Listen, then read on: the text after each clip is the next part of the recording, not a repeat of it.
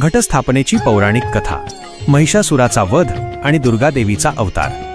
फार वर्षांपूर्वी देवलोक आणि पृथ्वीवर महिषासूर नावाच्या एका शक्तिशाली राक्षसाने हाहाकार माजवला होता। तो एक साधा राक्षस नव्हता, तर त्याचे अर्धे शरीर माणूस आणि अर्धे म्हैस, ह्याचमुळे त्याला महिषासूर हे नाव मिळाले असे होते। त्याने कठोर तपस्या करून ब्रह्मदेवाकडून एक वर मिळवला होता की त्याला कोणताही पुरुष किंवा देव मारू शकणार नाही। या वरामुळे तो अधिकच उन्मत्त झाला होता।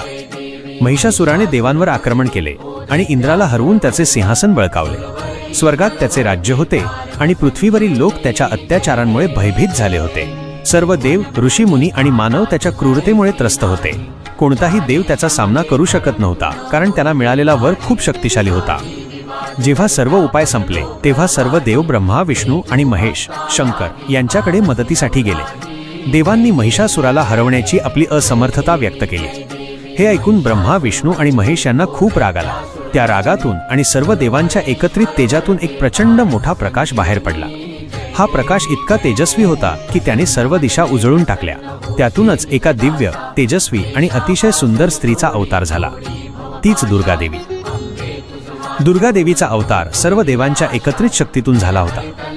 प्रत्येक देवाने तिला आपली खास शक्ती आणि शस्त्र दिले। शंकराने तिला आपला शक्तिशाली त्रिशूळ दिला, विष्णूने आपले सुदर्शन चक्र दिले, वरुण देवाने शंख आणि धनुष्य दिले, अग्निदेवाने ज्वलंत बाण दिले, इंद्राने आपले वज्र दिले, हिमालयाने तिला हिरे आणि मोत्यांनी सजवलेली सुंदर वस्त्रे दिली आणि सिंह दिला, जो तिचे वाहन बनला। अशा प्रकारे सर्व देवांनी आपले सामर्थ्य तिला देऊन तिला अधिक शक्तिशाली बनवले। दुर्गा देवीने एका मोठ्या सिंहावर स्वार होऊन गर्जना केली। ही गर्जना इतकी भयानक होती की त्याने तिन्ही लोक हादरले। महिषासुराला ही गर्जना ऐकून आश्चर्य वाटले आणि त्याने आपले सैन्य देवीशी युद्ध करण्यासाठी पाठवले। देवी आणि महिषासुराच्या सैन्यात 9 दिवस आणि 9 रात्री प्रचंड युद्ध चालले। या काळात देवीने महिषासुराच्या अनेक सेनापतींचा वध केला। महिषासुराची अनेक रूपे होती। तो कधी वाघ, कधी हत्ती, तर कधी मोठा म्हैस बनून येतो। प्रत्येक वेळी देवीने त्याला त्याच्या वेगवेगळ्या रूपांमध्ये हरवले। 9 दिवसांच्या युद्धाने तो खूप थकून गेला होता, पण त्याचा अहंकार अजूनही कायम होता। 9व्या दिवसाच्या रात्री देवी आणि महिषासूर यांच्यात घनघोर युद्ध झाले। अखेर जेव्हा महिषासुराने म्हशीचे रूप धारण केले तेव्हा देवीने आपला त्रिशूळ त्याच्या छातीत खुपसला आणि त्याचा वध केला। या विजयामुळे देवलोकात आनंद झाला। सर्व देवांनी दुर्गा देवीचे आभार मानले आणि तिची स्तुती केली।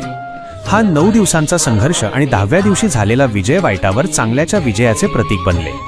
याच विजयाच्या स्मरणार्थ आणि दुर्गा देवीच्या शक्तीच्या पूजेसाठी नवरात्रीचा उत्सव सुरू झाला। घटस्थापना म्हणजे याच देवीच्या शक्तीचे आणि तिच्या आगमनाचे प्रतीक आहे।